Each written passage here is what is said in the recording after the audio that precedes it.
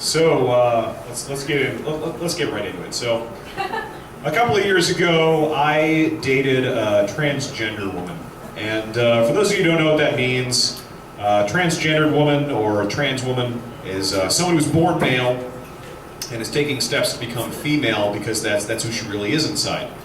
And whenever I tell people this, they always get really weird and uncomfortable. Like, for example, the entire audience right now. And they say things like, how could you do that? What was that like? That's so weird. And like, that's so silly to me, because really, like 99% of the time, it was like dating any other woman. And then 1% of the time, I had a dick in my mouth. So that part with the penis inside of my mouth is admittedly different. But I mean, I sucked a dick. And I feel like I'm never gonna really quite get over that. Like, I'm just gonna carry that around with me for the rest of my life now. Like, now if I'm on stage and some guy shouts out, "You suck!" Like, it's got like that little sting of truth to it that I can't quite get away from, so. I'm apparently pretty good at sucking dick, which is not a skill I wanna have.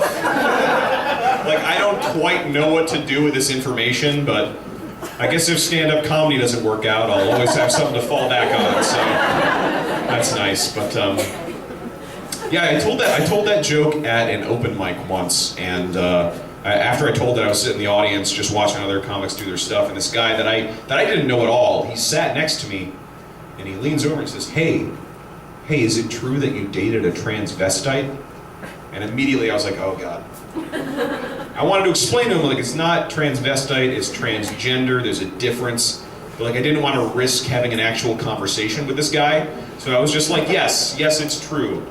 And so he looks at me and he goes, cool. And then he sat closer to me. It was really messed up, but I get that question all the time. Like, is it true? Did you date a transgender woman? And I'm like, who the fuck would lie about that? Like, who's gonna be like, I'm gonna impress this room full of strangers by telling them about the one time I sucked a dick? Like, that'll really, I don't think anyone would do that. I don't think anyone would do that except for maybe like the loneliest gay man on earth would probably do that. Just be like, no, it's cool guys, I totally sucked a dick once. Please talk to me. But yeah, no, I did. I dated this woman I really cared for a lot. It was a real relationship with all the ups and downs and everything. I remember one time we were making out, you know, things were kind of getting hot and heavy, and there's this moment when she just like suddenly got like really upset and like frustrated and withdrawn, and she pulled away from me and she looked in my eyes and she said, I really wish I had a cunt right now. And it was the most tragic, heartbreaking, beautiful use of the word cunt that I have ever personally heard.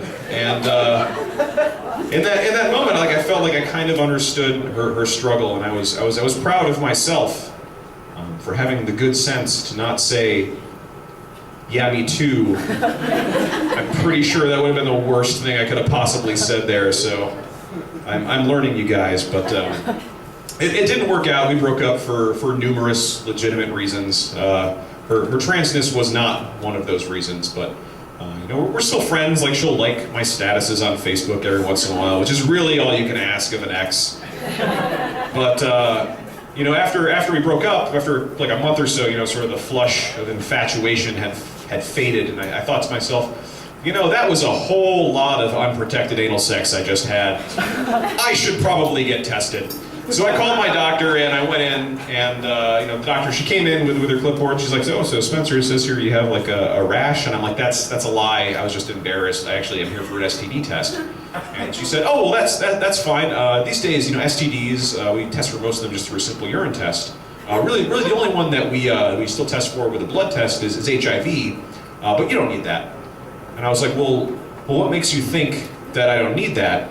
And I forget exactly how she said it, but it was like heavily implied. She's like, well, because you're clearly not gay. It's like, what was her answer to that? And I was like, you can tell from like a 30-second conversation that I'm not gay. I didn't know they taught that in med school, but I had to tell her, I was like, no, actually, I specifically want an HIV test. And she's like, well, you only really need that if you're having like unprotected anal sex, and blah, blah, blah. And I'm like, well, I have been in a relationship with a transgender woman for like the past 6 months or so. She's like, all right, shut up, okay, fine. We'll do the HIV test. Like, that was like way more information than she wanted. Like, the fact that I'd ever had sex with anyone ever was more than she needed to know, I guess. But, so we like, I pee in the cup and she checks out my junk and she schedules the blood test for me. And the whole time she's examining me, like, I can see like the wheels in her head turning, like some sort of intense cost-risk analysis is going on.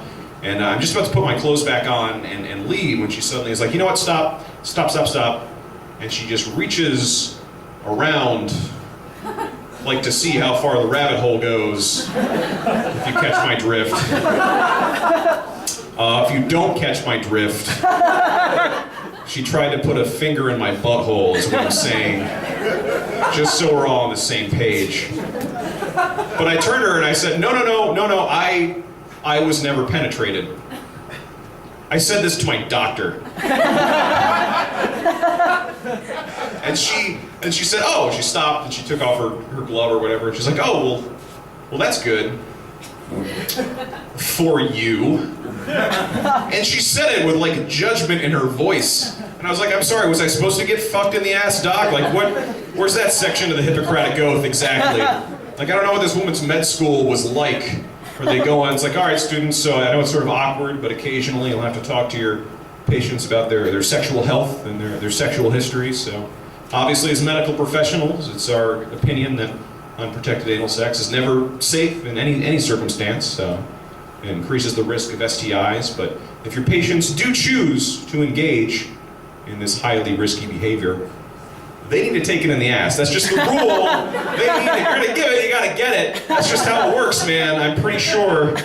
All right, you guys have been great. I've been Spencer Sisson. Thanks for listening.